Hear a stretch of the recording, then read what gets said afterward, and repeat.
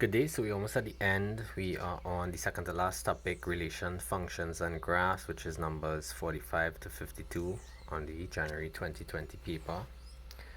And let's look at this one. So the relationship that best describes the mapping in the diagram. So this is called the arrow diagram, and you have your x values, or the domain going on to your f at x values. F at x and y means the same thing. And if you notice, several of these go into the same one. So this one go into this one go into this one have nobody, but we have many going to one. So since more than one go into one, we call that many to one. If each one was going to a unique one, and so that looks something more like that, then that's one to one, and then the reverse if you was doing the opposite direction, and so on. Right? Come several once in a while you'll see questions like this. Our next arrow diagram, and you'll get at least one of these on the paper. So here we have x going to y, 2 going to 8, 2 pointing to 10, 3 just pointing to 9, 2 pointing to 10, 4 pointing to 8. So if you notice, we could go through the options, but then you should already notice a pattern. Y is less than x. Is y less than x? No, because y is actually greater than x. So obviously that's not an option. Y is a factor of x. No, 8 is not a factor, 2, 9 is not a factor, 3 maybe the other way around. X is a multiple of y, while y, the multiples of 8 will be 8, 16, 24, so no. So this is the answer, and they have this in different forms as well, and it makes sense, because both 2 and 4 are factors of 8, 3 is a factor of 9, 2 is a factor of 10. Next one, number 47. So number 47 had a little issue in the sense that these didn't print out too well, but I'll go through that in a little while. Which of the following line graphs represent? And again, they have the inequality symbols. If it's less than alone, then it's be an open circle. But if it's less than or equal to, which is this symbol here, that means we included it, and it is a solid dot. So the one that open and closed is D. That's the only one that's going to be open and closed. And the only reason I know this is the correct question, and you'll see this, I'll discuss it in detail later, is this repeated from the 2018 paper, is the same exact question. And just to keep that in mind, this question also repeated from the January 2018 paper. So that's the same question here repeated from the January 2018 paper. And 48 and 49 also repeated from the January 2018 paper. In fact, a lot of the questions from this January 2020 paper actually repeated from the January 2018 paper, and you'll see that before we finish the paper, and I'll talk a little more about that. So here we have a quadratic graph, and it's a curve, you notice. And they want the maximum point of this curve. So the maximum point is the highest point, so the peak that the graph reached, and they just want the coordinates set. So x is 2, y is 4, so my coordinates is 2, 4. If it was a minimum point, the graph would have a U shape instead of a peak shape. The values of x are the points where y equals 4x minus x squared intersects y equals 0. So this is the y equals 4x minus x squared, which is the graph. This is y equals 2, y equals 4, so y equals 0 is here. So both of them intersecting at these 2 points, which is x is 0 and x is 4, and it's as that simple as it was. Next question,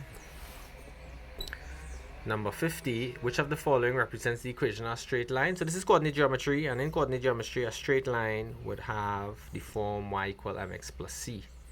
Linear equations. So we're only looking for one. Once they say straight line or linear equation, the only one that looks like that, that's in the form y equals mx plus c. So again, which of the following sets is represented by the function f such that x maps on to x squared plus 3? And again, the next way we could write this, because I told you when we would do this topic, both of these mean the same thing. So if you prefer see it like this, and this is a little more confusing, you can write it over like that. Both of them mean the same thing, where x is a member of the set 0, 1, 2, 3. So those are the only numbers we are allowed to stick in here. We want to see what numbers are going to come out. And guess what? This is our next question that repeated on the January 2018 paper. Right? Same exact number as well, by the way, if you notice. So here we need to put in x equals 0, 1, 2, 3, and if it's correct, the correct y values should be spit out. So that's xy, xy, xy for all of them.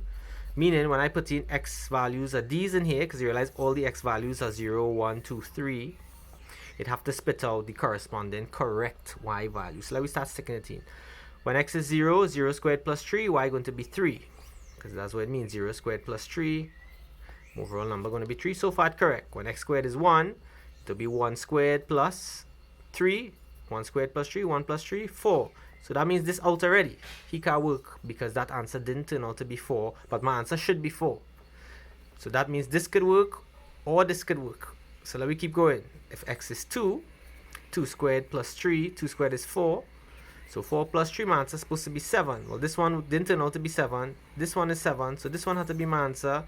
When x is 0, the answer going to be 3. When x is 1, the answer going to be x for y going to be 4. When x is 2, 2 squared, 4 plus 3, 7. And the last one, let me see if it's 12. 3 squared. 3 squared is 9. 9 plus 3, 12. So they're just sticking in the numbers. I want to see what the y or f of x value, because like I said earlier, y and f of x refers to the same thing. Okay, last one in functions, and it's something that comes pretty often where you get the equation of the line and you want to get the gradient from it.